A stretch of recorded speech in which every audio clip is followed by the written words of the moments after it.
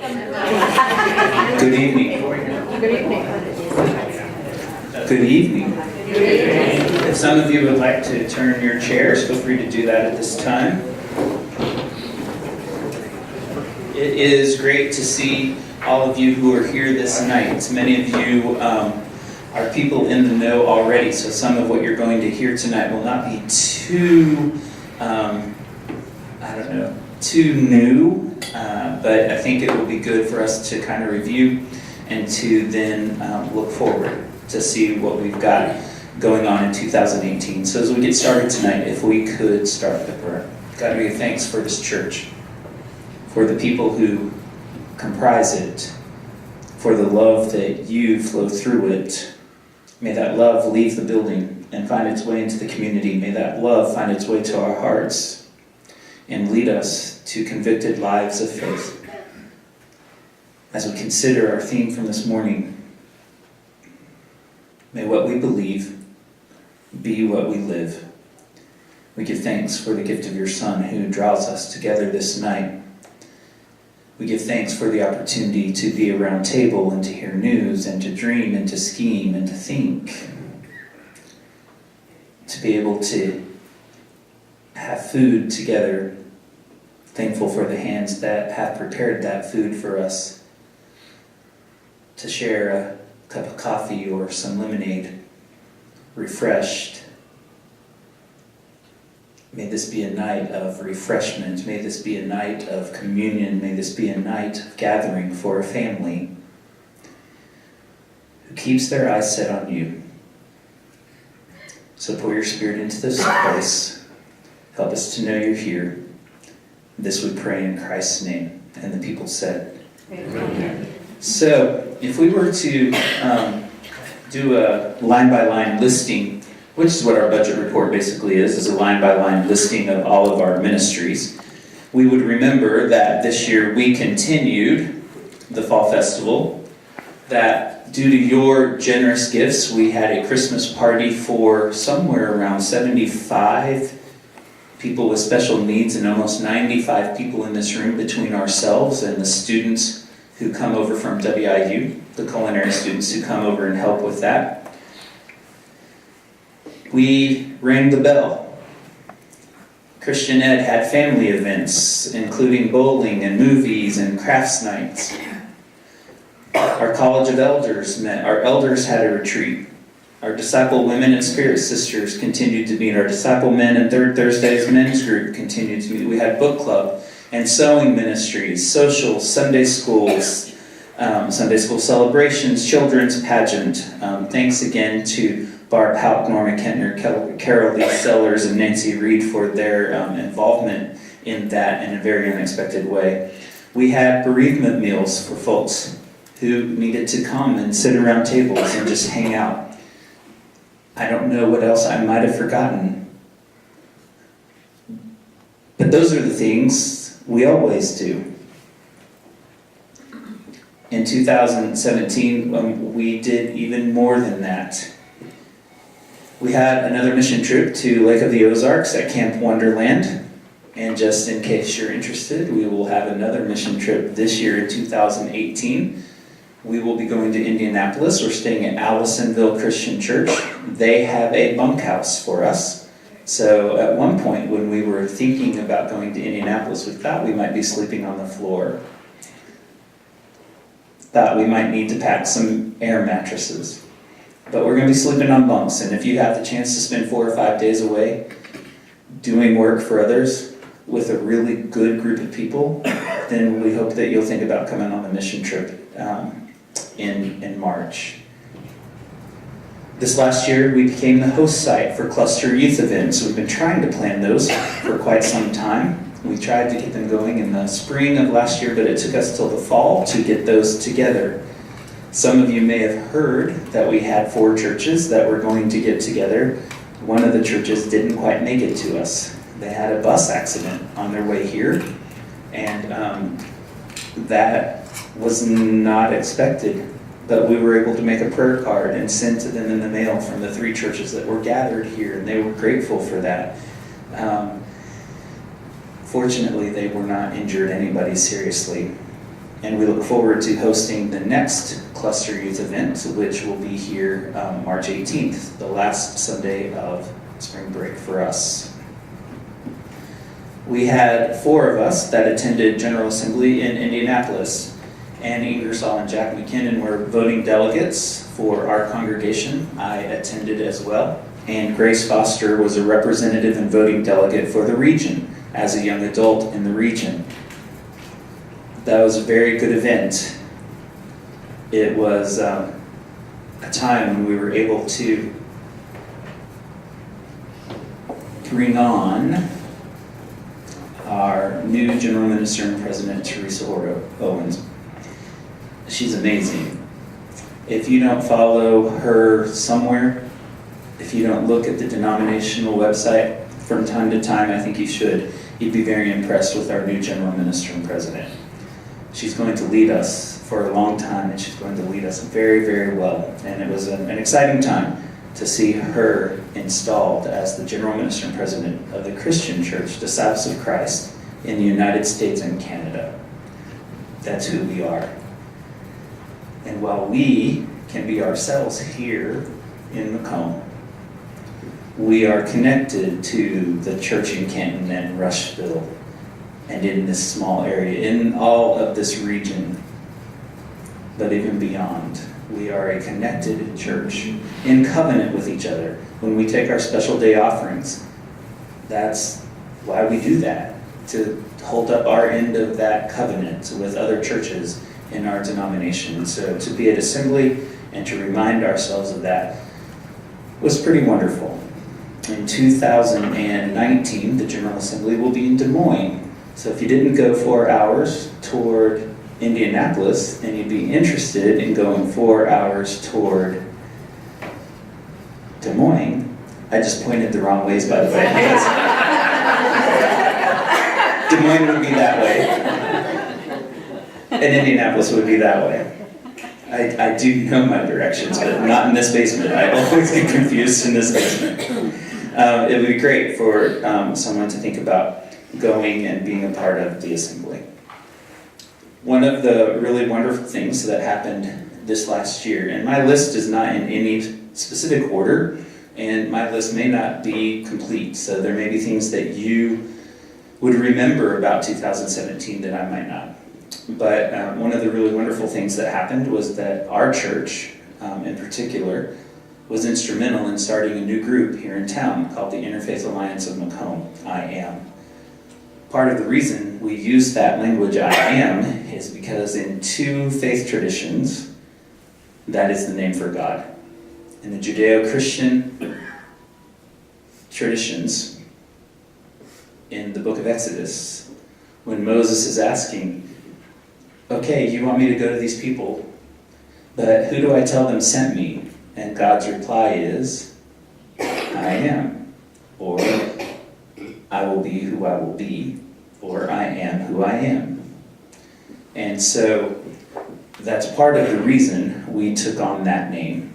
And it was, I think it's been a very good experience for our church, for those who have been involved. If you've not been involved, I hope that you will be involved. We had a great prayer service, interfaith prayer service in the park back in September.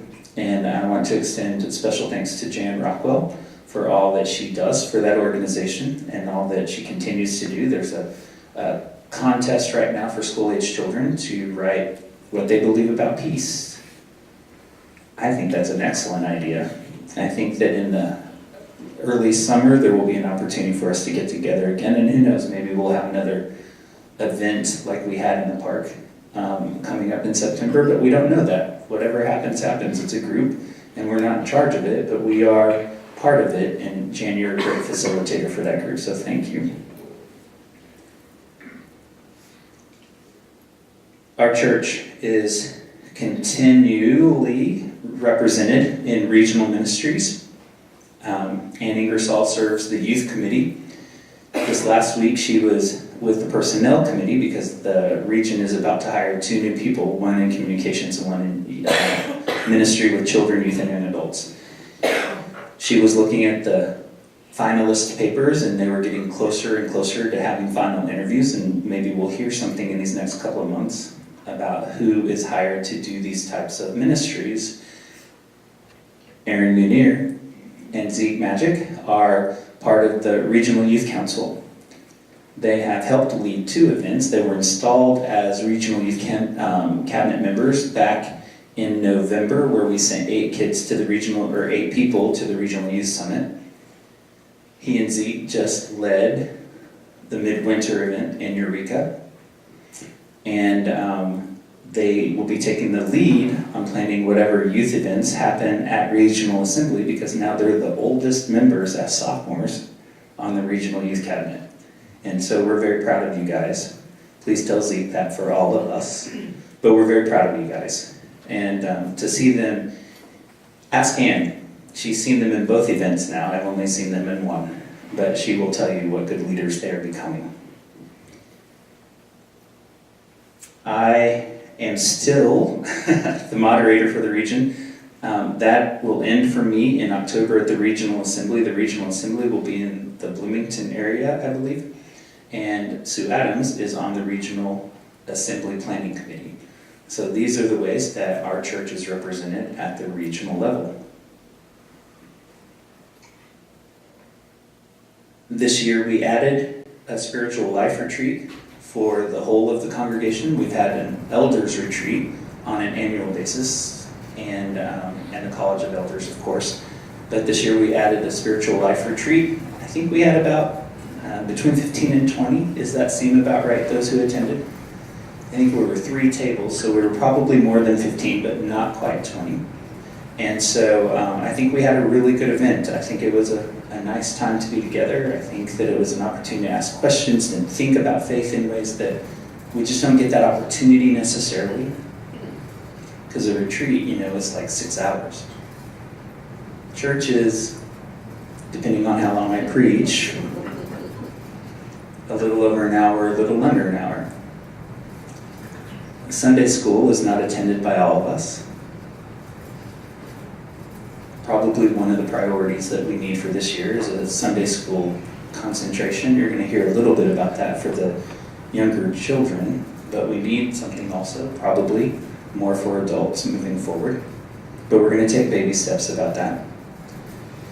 But the spiritual life retreat was a good day. How many people attended that? If you're in the room and attended that, you were there. Yes, you were. So ask someone what that was like and why that was a good event, and see how that went for them. Next year, hopefully, that will be something that you can participate in. In 2018, we're likely to see changes in Christian Ed that we haven't seen before.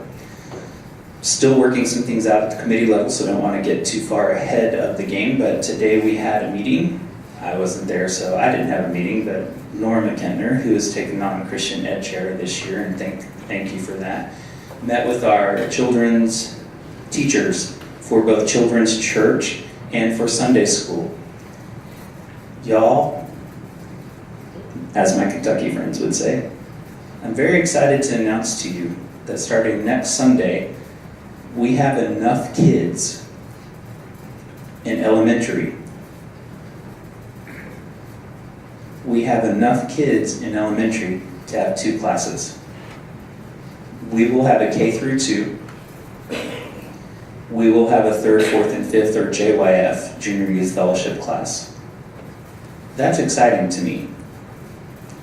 That's really exciting to me, because the history of our church is having a group of kids at this age, but then having one who is all by himself or herself. And we've repeated that history a couple of times, just even in the short 5.5 years that I've been here. And so it is good to finally be at a point where we will have 2 classes that will be age appropriate. Because you can do K through 2 and be age appropriate. You can do 3rd, 4th, and 5th grade and be age appropriate. It's hard when you have non-readers with readers. when you have those whose brains have just started going to school, but those who have been in school for 3 or 4 years and are using their cognitive abilities in different ways. And so to be able to split that up, I find that to be exciting. I hope that you find that to be exciting, because that says something about who we are. That says that we have a few more young families together in a way that we haven't had in some time. The other thing that's very exciting is that this last year, Ann Ingersoll started the Junior Youth Fellowship, which is an afternoon group for 3rd, 4th, and 5th graders that meets twice a month. The numbers are not staggering, but they're good. And we have seen people at JYF that we don't necessarily see on Sunday mornings. For whatever reason, there are some folks that it's a struggle. There are some folks who are kind of new to us and still feeling some things out. But we've seen some folks in that 3rd, 4th, and 5th grade class, in that JYF afternoon program on Sundays, that we don't always see, which is keeping a connection with some people who have a loose connection with us, which is building that connection and making it stronger and creating a better bond than what we've had in the past. That is also being seen in the youth group. There are some who come to the youth group, again, who don't necessarily come on Sunday mornings. The other thing that's really exciting is that in both of those groups, we've added a new family. They've been coming to church, and they have kids in both groups, and those kids are the most consistent attenders. They've been at everything. And that's been really wonderful to watch that relationship for that family blossom as well.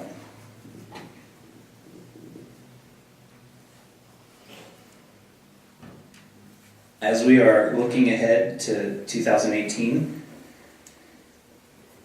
we will start to see some renovations in the children's wing, because we have received a $15,000 donation to make some changes there, and there are some changes that need to be made. Right now, we're in the process. It's been a bit of a process, and don't ask questions about that because it's just been too much of a process. We bought tables. Well, I'm going to tell you. You didn't ask, but I'm going to tell you. We bought some tables to replace the tables that were made and possibly built in the classrooms they were in 1958 when the building was built. We think those tables are original to the classes. And so we've gotten some new ones to replace those, but they shipped us the wrong ones. The wrong size. So we're in the process of reordering. The chairs are going to be here Monday. Yeah, tomorrow we get new chairs for the kids. And but we've got these 3 new tables that are not what we ordered. But because it's more expensive for the company to have us ship them back, more than likely they're going to have us keep them. So now we have 3 free tables, and we still have some tables that are coming to us. And so that's exciting. That's the first bit of change. There's going to be more. We need color, we need brightness, we need different flooring. We need different flooring throughout all of the education wing. But those are some things down the road. But for this project, we'll be able to maybe do some things, and you'll be hearing more about that as we go forward. Of course, we have completed the concrete work for the basketball court, and if we can just ever get enough warm days together, we'll have basketball goals someday, right, Dave Kentner? I've already had a friend of mine that I play basketball with. He's a waiter at a restaurant on the square. We're not on the same team, we play against each other. He lives in the apartments back here. And he said, "Hey,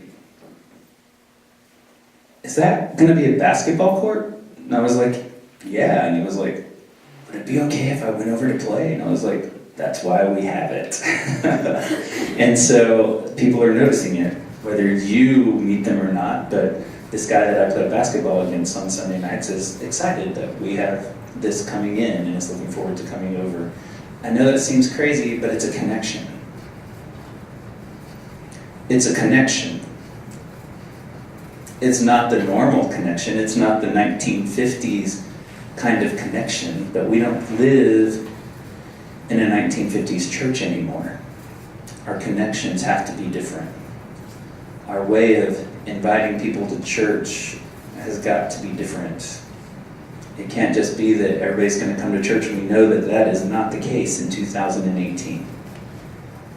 There are plenty of folks for us to go and find, but we may have to go and be with them as opposed to wringing them around the neck to bring them to church.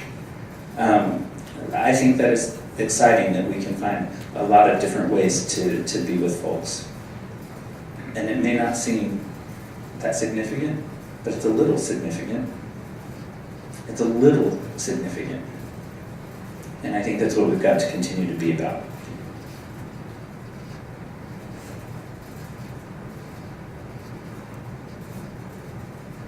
One of the things that we've created in 2017 into 2018 is the emergency cupboard. Surely you've seen the sign. We have talked about it a lot. And I'm excited about that. I have no idea how far it's come. I don't know if anyone has opened the door yet. Rod, anyone? Yes, they have. They have opened it. Yes, they have. They have taken a lot of stuff to be taken. It will get around. People will know it's there. It's an opportunity for folks to do something different where they don't have to sign their name, where they can just go, you know what, I don't need the embarrassment of having to talk to someone. I just need a little of this, I need a little of that. I love this project. I love this project because the sign is beautiful. And the sign that was there before was rusty. And my name was on it, and my name didn't need to be on it. Because I'm not the only person at this church, it is all of us. And so every first Sunday, you will have the opportunity to bring stuff for the cupboard.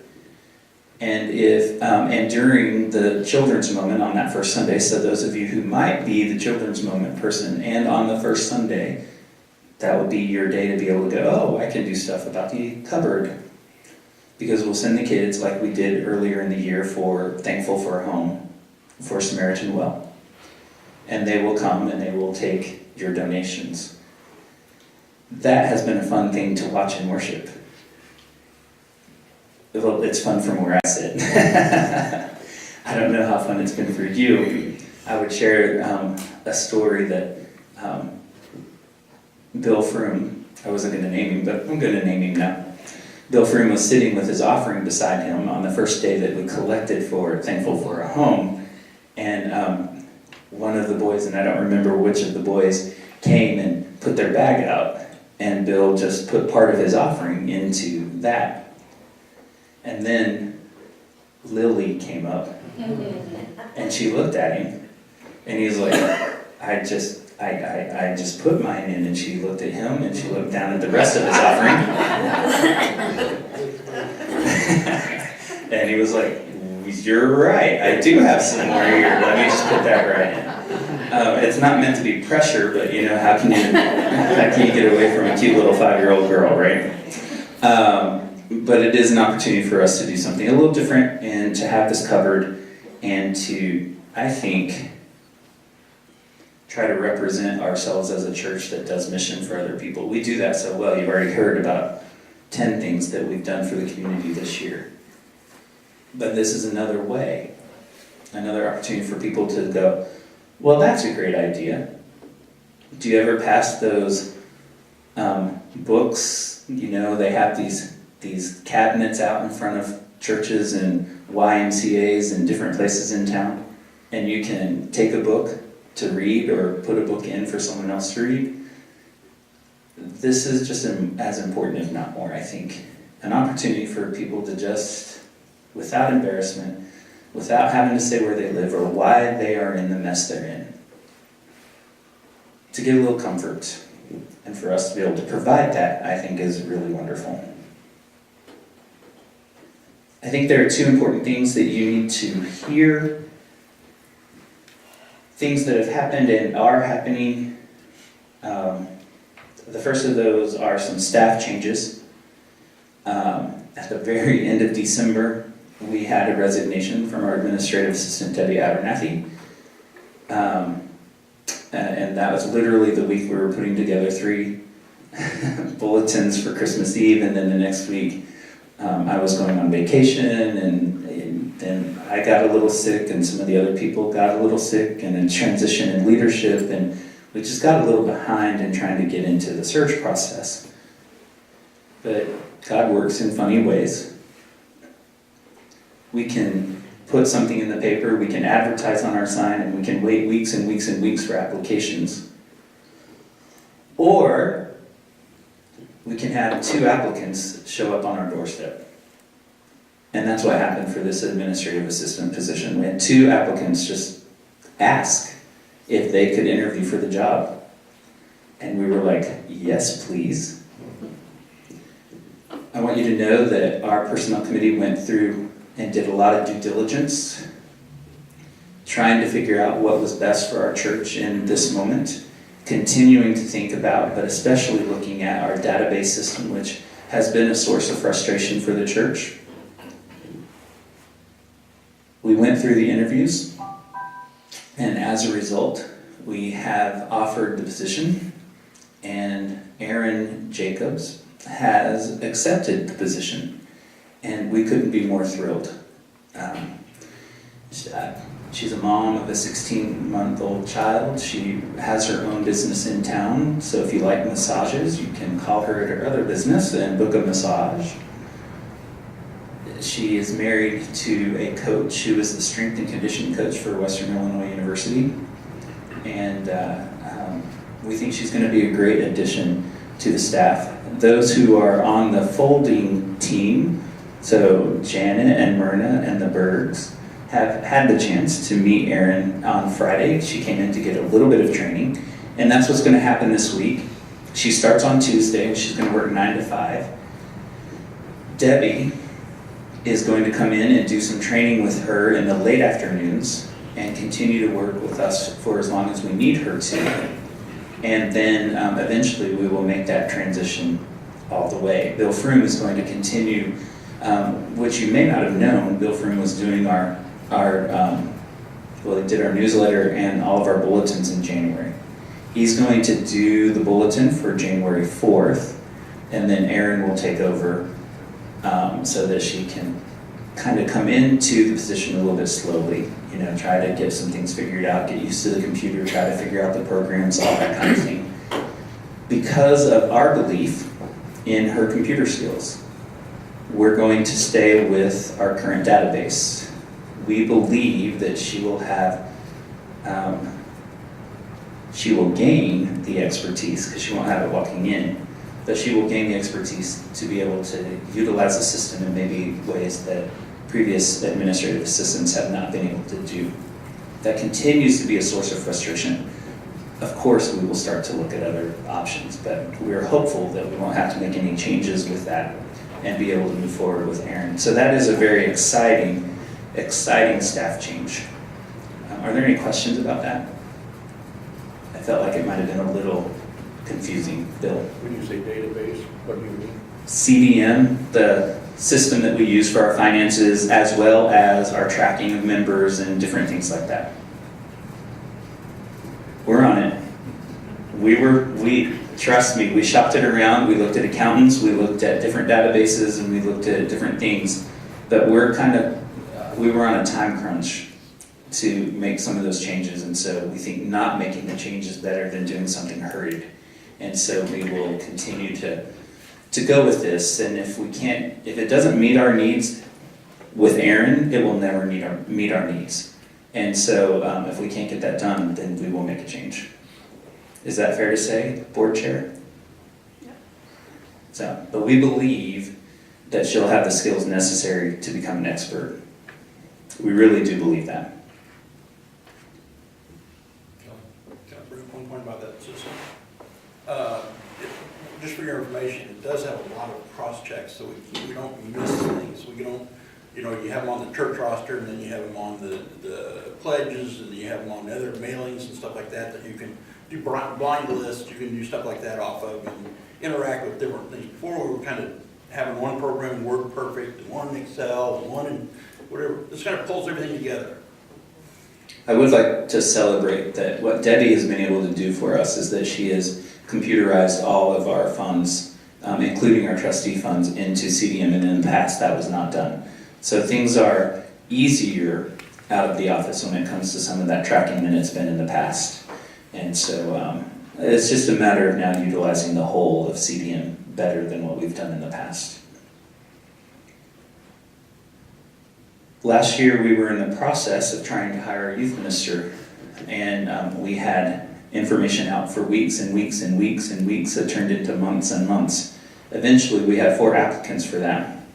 2 of the applicants were not going to get interviews. 2 of the applicants got interviews, and they were great. They would have been perfect if we could have smushed them into one candidate. Without going too far, we were unable to hire the youth ministry position, and so the personnel committee, with those who had been serving on the search committee for the youth minister, had some conversations. And so here is what has happened, and I just want to be clear about it and make sure that you are aware of it. We split that position into 2 jobs, and Madison Spar, who had been attending church here, she is a history major at WIU, is now doing an internship with us as the Sunday school intern. And so she teaches the Sunday school class for our youth group, and our youth group is 6th grade and older. So our children's ministry is 5th grade and younger. Our youth ministry is 6th grade and above. Too often in churches, whether ours or someone else's, you say youth, and you might mean someone as young as 3 or someone as old as 35. And we're trying to be very clear and delineate what we mean by that. So children's ministry is 5th grade and down, 6th through 12th grade for youth ministry. I am then responsible and have been hired, so that you need to know that. That will show up in the budget. I have been hired by the personnel committee to be the youth minister in the evenings and at regional events and doing all the other pieces. And so that's holding lock-ins and having the weekly youth groups and doing the contacting of youth and parents and those kinds of things. So the 2 of us are interims to that position. It is not a long-term solution. It is what we're doing to be able to have youth group right now. If you know of someone that you have run into in our community that you think could be our youth minister, ask them if they're interested. Bring their name to myself or to Jean, who is the chair of personnel this year. Help us find that person. At some point, we will talk about what our next steps need to be into trying to find a youth minister who will fulfill both of those roles, so that I can transition out of that and we can have someone do youth ministry on a long-term basis. That is the goal. Tab did a great job, but Tab was here for 2 years. It's time to find someone who can be here for at least 2, if not more. And it's time to transition that for the betterment of the church and for our youth. But that's where we're at right now, and I want you to be aware of that. I will answer any questions that you might have about that, but that has not been well explained in a lot of different places, I don't think, and I wanted to make sure that we walked out of here tonight knowing that that's where we are. That was a conversation held by the youth ministry search team, personnel committee, trustees, and board. So it was not a committee, it was not a decision that was made in isolation. That was a decision that went through the process with a lot of different folks involved. The next thing, so those were the staff changes. The other thing that I would like to make sure is clear is that last fall, the church approved a sabbatical for me in 2019. And what that means is that at some point in 2019, I will be away from the church for 12 weeks. And on a renewal, kind of gathering my breath and slowing down my life for a little bit so that I can come back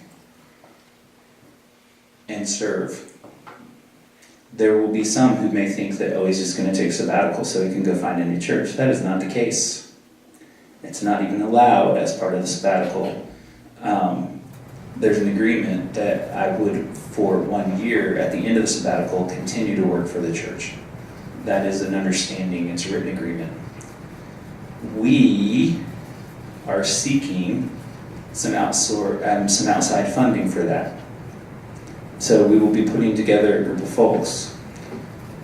The Lilly Foundation out of Indianapolis has a clergy renewal grant, and our church could receive up to $50,000 to provide for all the needs of the sabbatical. $15,000 of that 50 can be for support to the church when it comes to having other people do what I do on a regular basis.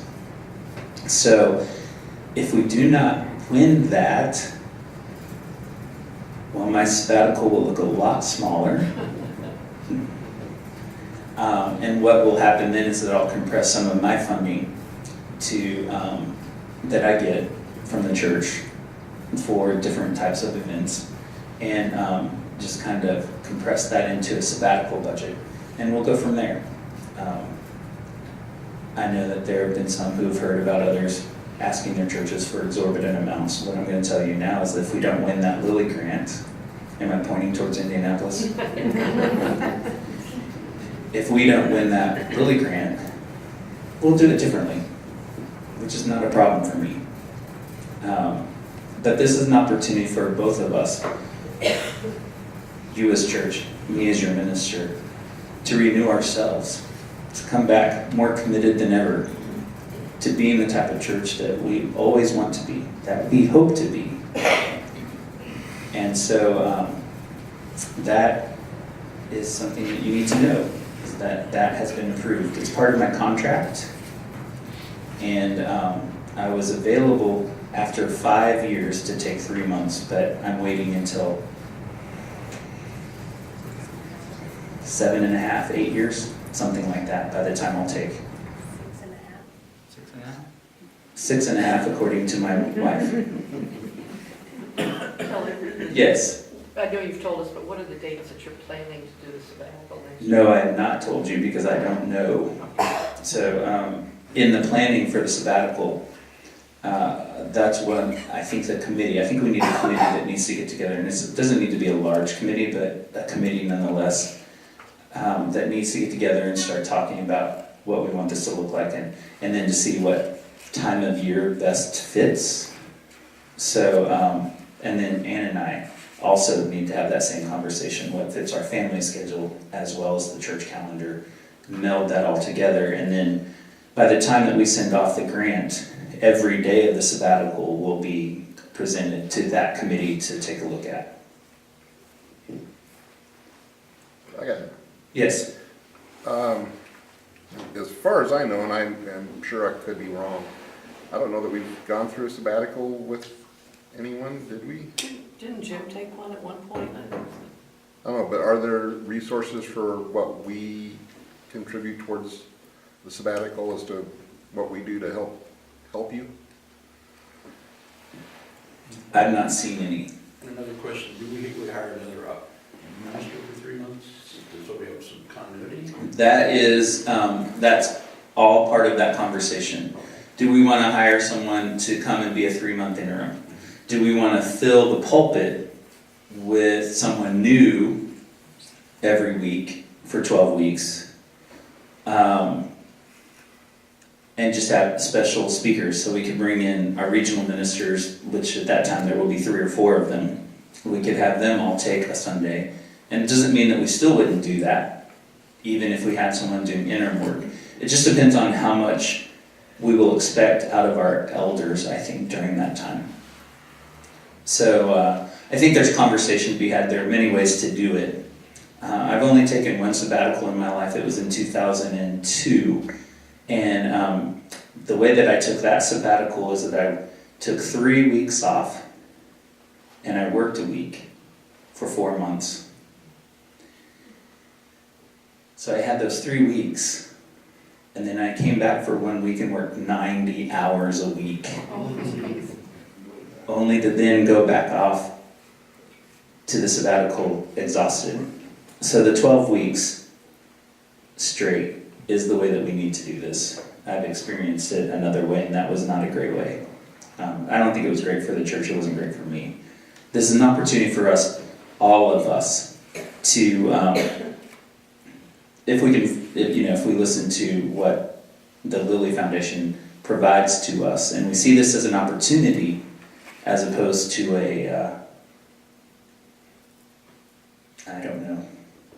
something that's not an opportunity, then I think that we will do well together, and I think that there can be some growth for all of us. By that time, you may be sick of me. You might be sick of me already, I don't know. I'm hopeful that that is not the case. But that's where we are, and that's what we're moving towards. So, Aaron. If there's not a youth minister, who will fulfill that duty? That is a great question, and something that, again, that's a way that we could use some of the money to hire someone to do that on a part-time basis. But that's more than a year from now, because we'll seek approval from the Lilly Foundation, and by April we have to turn in the application, and then they will let us know in the fall, probably around budgeting time. And then we can begin to make final plans once we have that information back from them. So, yeah, we'll have a youth group. We will figure that out, okay?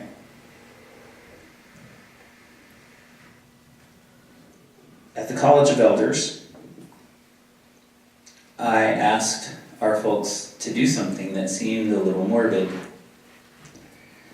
I had them at tables write an obituary for First Christian Church in Macomb. I know that seems morbid, and I know that, well, maybe you don't hear about it, but I hear about it as the regional moderator. I hear about churches closing all the time.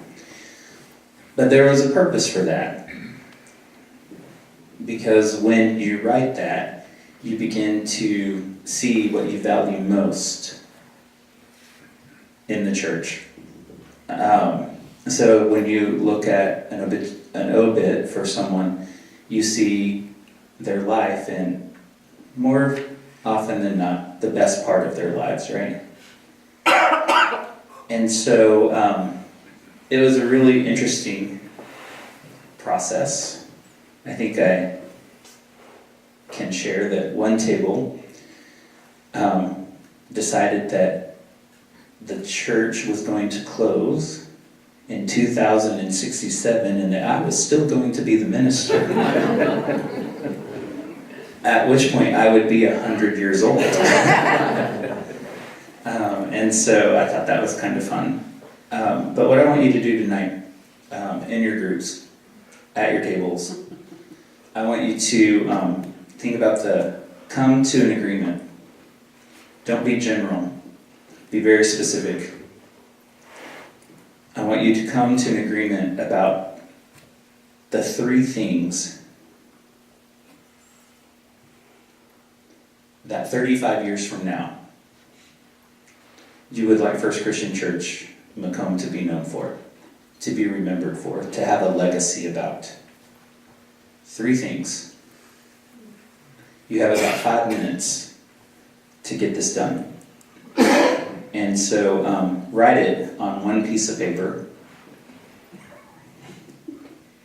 and then I'll share with you what we're going to do with that. But you have 5 minutes to think about 3 things that 35 years from now, so in 2043, that you would like First Christian Church to be known for, to have a legacy about, go to work.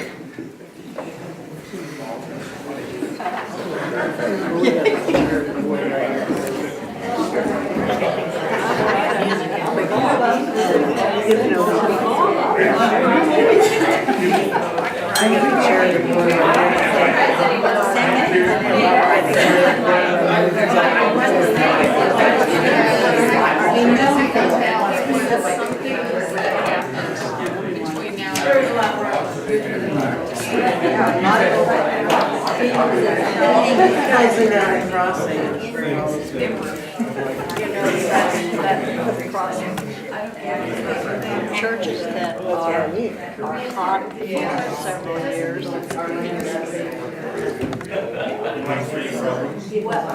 Because it's, yeah, people are, they Just on one of them.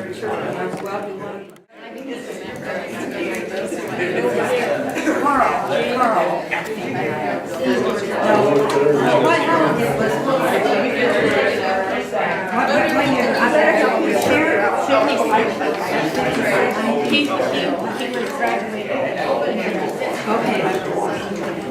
I graduated in 52. I think Sharon graduated in 59. Have all papers been exchanged? Does every table have something that they didn't start with? She was in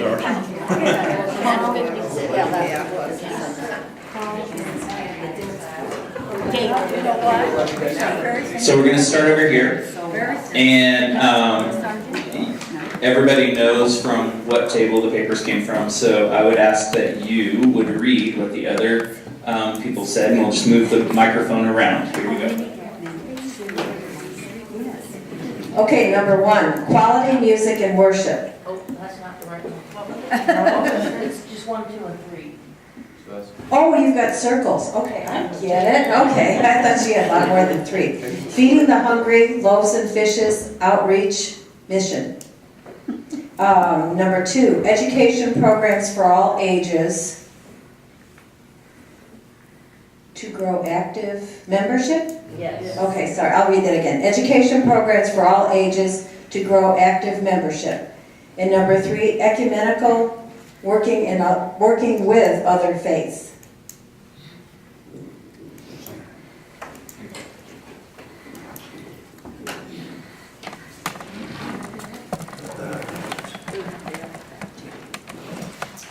Involved and active within the community, seeking out ways to help the needy. A strong youth ministry and Sunday school. Resurgence in people seeking out and being active in a church setting. They are overachievers and they have a 4th, a Kelly-type minister.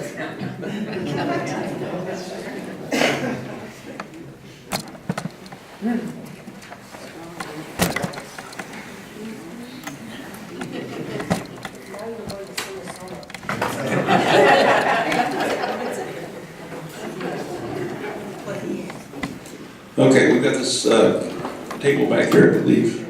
Number 1 was generous, offering programs throughout the community. Examples were inmate supper, Easter egg hunt, fall festival, and Christmas special Olympics. Number 2 was friendly and accepting. And number 3 was grown so much and experienced. Expanded. Sorry? Expanded. Oh, expanded, I'm sorry, expanded. Is that throughout the rest of the block? I think it says. Well, yeah, I didn't get it written right. Bought Okay. bought the rest of the block. We bought the rest of the Block, block. okay. With their own mortuary.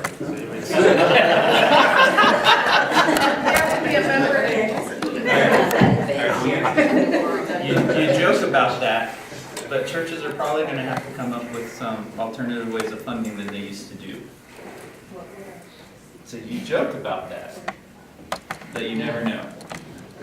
Okay, this is number 1, outreach into the community. I think that's interesting because I think most of us have said that. Number 2, strong youth presence. As an example, have youth impact. Number 3, doors always open to everyone.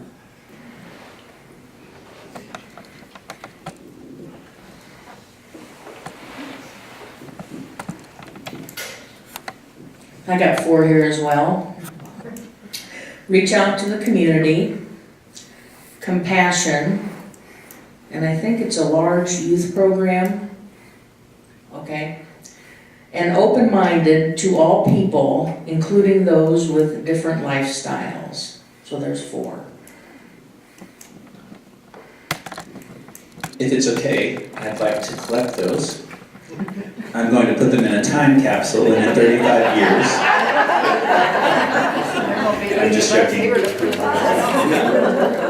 I would like to, I'll get those after we're done. But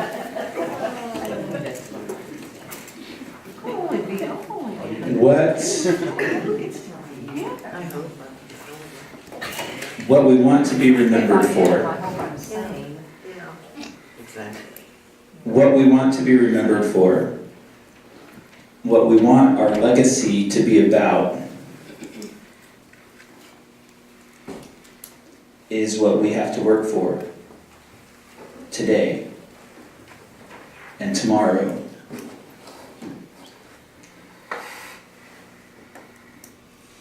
When we look in this room, we see just a few younger faces.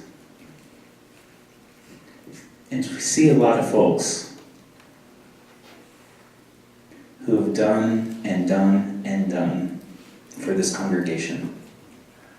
We wouldn't be who we are today without each and every one of you. And who are we? Well, we are, for the most part, not everything is just as we wrote it. But for the most part, who we are is what's on those papers. And there's so much to be celebrated. I don't know why I ended that like it was a question. There is so much to be celebrated.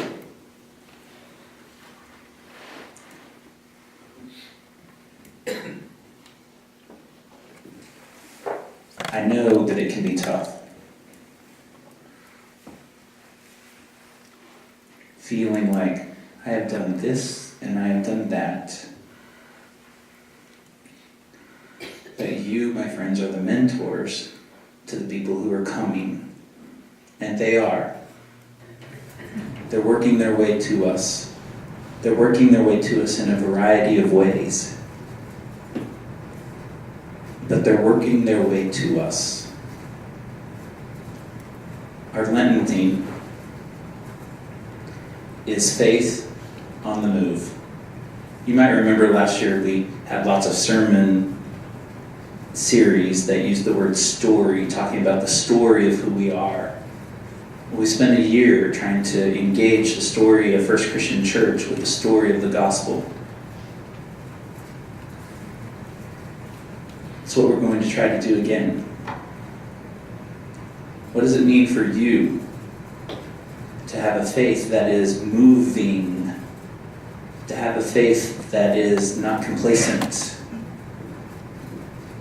to have a faith that is not a noun but a verb? Reflecting back to this morning.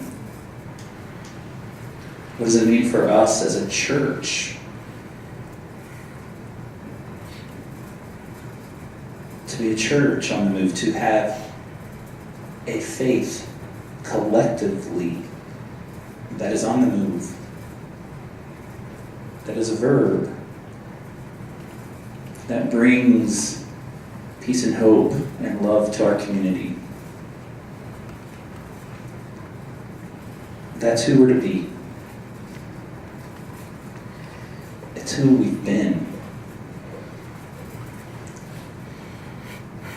May we celebrate the good that is among us. May we rest when it is appropriate.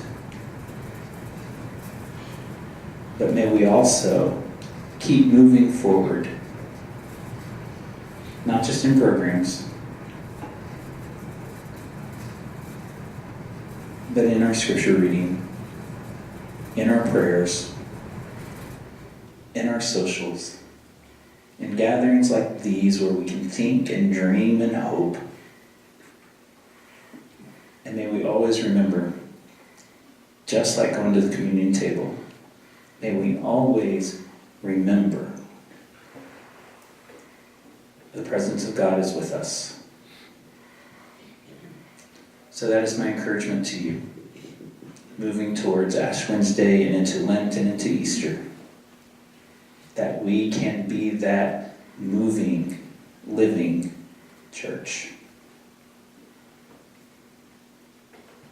I often say at the end of sermons, may it be so. At this time, I'm happy to take any questions, and maybe at this time that those who are helping with our food, if there's some last stuff. Are there any questions?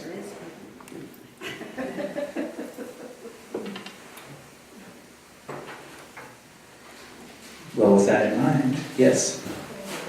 Are any of the plans for the videos ready to be shared yet? There's a young man who, his name is Ryan, and he showed up at our church to see the person who played the oboe back in December, the second Sunday when we had the choir service. And so his friend was playing the oboe, and he came to church to watch her and to participate in our worship service that day. He shook my hand going out the door and said, "Hi, my name is Ryan. I am an audiovisual major at Western Illinois University, and I would love to do some things for your church when it comes to audiovisual." And so we exchanged some texts and some emails over the Christmas break. The Thursday after break was over, he came and met with me, and then he was in church this morning. So that's kind of good. And he is looking to build his resume. And some of the stuff that we're going to do is that we are going to videotape announcements. And so if you are interested in being on camera, sharing announcements of the church, we'll be looking for actors. The Academy Awards are coming up. I think that you might be able to still get in. So that's one of the things. I think we're going to produce some type of movie, and once we have a theme, not a theme, but a logo for our Lenten stuff, we will create some type of announcement that can go on the website as well as be played before the service, and different things like that can be on Facebook and things. And so those are two of the things that we're going to do, and we're going to do even more as we move forward. I guess one of the things that I didn't even talk about last year, which was one of the biggest events we had, was the Easter egg hunt. And the CE is looking at moving forward with that this year. And but we can do a promo with him for the Easter egg hunt and things like that. So it'll be interesting to see what comes of that. And it will be a great two-way street. I think we'll get a lot of really good, I think it's called ministry, from him. And we can then help provide a resume for him. So I think that will be a great two-way street. And it's just part of what is coming along. Did I mention that tomorrow we are hardwiring the building? Tomorrow morning at either 8 or 9 o'clock, we have a firm coming from across the river from Iowa. They gave us the best bid by far, thousands of dollars cheaper than any other bid we received, to do hardwiring of internet from the office area to a spot down here. Then we're going to put in some equipment that's too technical for me to try to explain to you. And then we're going to hardwire internet up to the sound booth so that we can more easily use the internet in our worship service. So, Are we going to do anything in the education side? Not as much, no. But we are going to probably hardwire the youth room, and we will provide Wi-Fi down in this area in the sanctuary. Now you just have to take telephones away from everybody. Not the culture we live in. And if we want people to come and join us, that's one of the things we might have to get used to. Any other questions? Is that enough? Did I share enough? I don't remember. We talked about maybe one or two more things. He may create some movies for us to use during worship as illustrations. So again, we might need some actors. He might just pull some folks he knows at college too. But. So can you live stream the service on Sunday morning? All right, so a question about live streaming the service. We could live stream now if anybody wanted to use their own data from their own phone to put it on like either Facebook Live or Periscope. I've been looking at a service that has opportunities for us to live stream in a lot of different ways, and we're due at the College of Elders. Okay, so I mentioned to the College of Elders about an idea that I have, and it's still in the, it's not very far along. But I've had meetings with other churches who do some live feed to other churches. And what I mentioned to the elders is that I'm concerned about small disciple churches in rural areas that are losing their identity because they can't afford to hire a minister, and then when they do hire a minister, they're hiring someone that's part-time and not disciple. So they're hiring someone from a way different background than a disciple's background, and that is bothersome to me. And so I'm dreaming about a way that we could help them, that they could pay us possibly part of what they pay for, and then maybe to infuse money into ministry for them in their community in a way that they aren't able to do because they're having to pay staff. And as we know, staff is almost always the biggest part of your budget. So if they were freed up from that in some ways, what could they do with that? And if we got to a point where we had people who were sending us just a little bit of money, what could we do with that extra money to provide ministry in this community? So I think it could be an interesting prospect for us, but it's still early. I probably shouldn't have even mentioned it, it's so early in the planning process. But I have had some conversations. I've had conversations with an elder at a small church not far from here. I've had conversations with our regional staff. I've had conversations with the Crossing to try to figure out how they do it. They do it in a way that we could never afford to do it. I've had conversations with a satellite service in Texas, and I'm looking at a live streaming service that might be a little more affordable and easier for us. So it's not, it's not just lying dormant as an idea that's not going anywhere. It's not anything we're going to move really quickly on, and it will go through a lot of, lots of conversations, and not anything that any of us would do by ourselves or in a vacuum or anything like that. Any last questions?